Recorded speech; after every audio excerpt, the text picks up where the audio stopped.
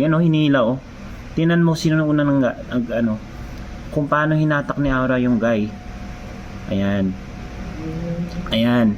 O, natumba pa sila. Sobrang punit nga yung damit ng guy.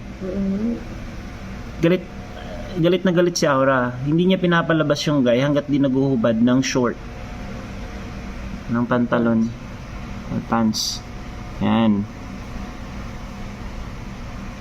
Ito yung guy. Tingnan nyo yung guy. Ito, yan. Sa habulin pa yan ni Aura para itulak. Yan. Tingnan nyo kung sino yung unang nagalit.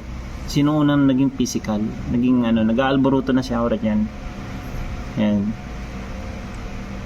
Inawat na siya ng bouncer namin eh.